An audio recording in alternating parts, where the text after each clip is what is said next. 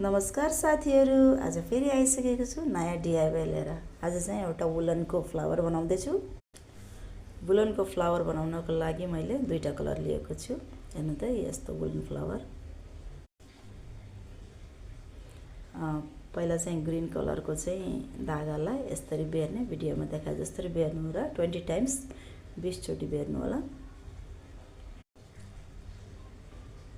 20 times बेरिसकेपछि यसलाई हातबाट निकालेर अनि गाँठो पार्नुपर्छ। कैँचीले काट्नु अनि यसरी चाहिँ गाँठो पारिदिनुहोस्। म यहाँ गाँठो पार्दैछु, हेर्नुहोस् है।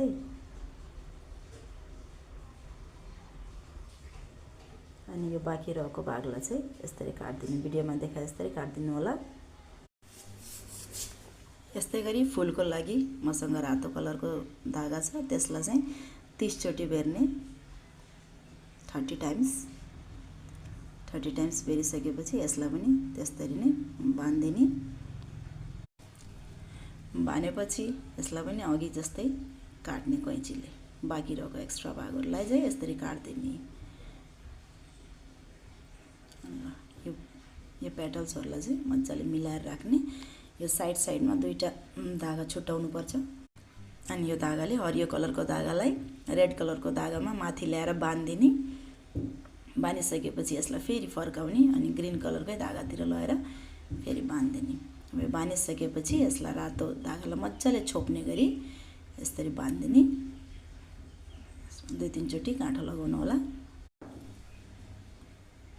अनि रातो र हरियो कलरको धागालाई यसरी छुट्याउने, माथि तल गरेर र यो सबैलाई रातोलाई रातोतिर हरियोलाई हरियोतिर गरेर छुट्याउने। अनि बाँकी रहेको एक्स्ट्रा भागलाई चाहिँ यसरी कैँचीले कटआउट गरिदिने। यसरी काटिसकेपछि यस्तो देखिन्छ। र माथि यो फुलको भागलाई पनि नमिलेको छ, यसलाई पनि सेप दिनको लागि मजाले काट्दिने। सानो फुल बनाउनु मन लाग्छ भने सानो काट्नु होला, ठुलो फुल बनाउनु मन छ भने ठुलो। यो भइहाल्यो। हेर्नुहोस् त फुल। यहाँहरूलाई अलि बाक्लै बनाउन मन लाग्छ भने 30 टाइम्स होइन 40 टाइम्स गर्दा पनि हुन्छ। अनि त्यसपछि डाँठको लागि चाहिँ मैले एउटा सानो सिन्का लिएको छु। यसलाई यसरी हरियो कलरको धागाले नै बेर्दिने।